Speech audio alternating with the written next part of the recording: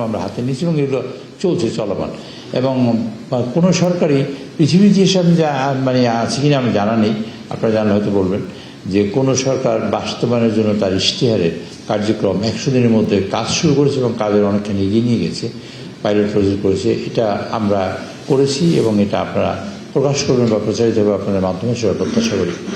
তাই সুতরাং রোডসের অনেক কাজ হচ্ছে, যোগাযোগ পানি উন্নয়ন মানে ওখানে নৌ পরিবহনের কার্যক্রম হচ্ছে, সেখানে কন্টেইনার টার্মিনাল, চিটাগং পোর্টের উন্নয়ন, মংলা বন্দর উন্নয়ন, এইসব কার্যক্রম চলছে। একই সাথে আমাদের যে কাজ করেছেন মাননীয় প্রধানমন্ত্রী যেটা করেছেন আপনারা দেখেছেন, পদ্মা ব্রিজ সম্পর্কে, পদ্মা ব্যারেজ সম্পর্কে কথা বলেছেন এবং তিস্তা ব্যারেজের ব্যাপারে এটা অগ্রগতি একবারে দৃশ্যমান। আলহামদুলিল্লাহ, যদি হয় বাংলাদেশ যে ম্রিয়মান হয়ে গেছিল এবং বাংলাদেশ যে একেবারে পানি শূন্যতায় খরায় ভুগছিল, তার থেকে আমরা অনেকখানি বেরিয়ে যাব। দুটো জিনিস হবে, একটা হলো পল্লী মানে হাইড্রো পাওয়ার হবে, আর দুই নম্বর হলো এই পানি দিয়ে সমগ্র বাংলাদেশে চাষাবাদের কার্যক্রম হবে এবং এটা বিশাল পরিবর্তন হবে বাংলাদেশের ইতিহাসে।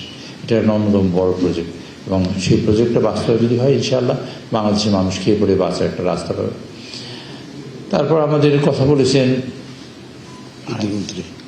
আইনমন্ত্রীর আগে বললেন, বিদ্যুৎ মন্ত্রীর কথা বলেছেন।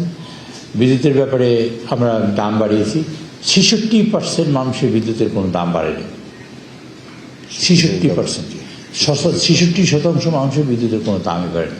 75 ইউনিট পর্যন্ত যারা ব্যবহার করবেন তাদের কোনো দাম বাড়বে না।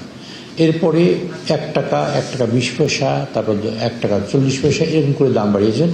একদম শেষ প্রান্তিক যে লেভেলে 1% মানুষ তাদের দাম বেড়েছে, তারা হলো 2 টাকা বা এর কাছাকাছি দাম বেড়েছে।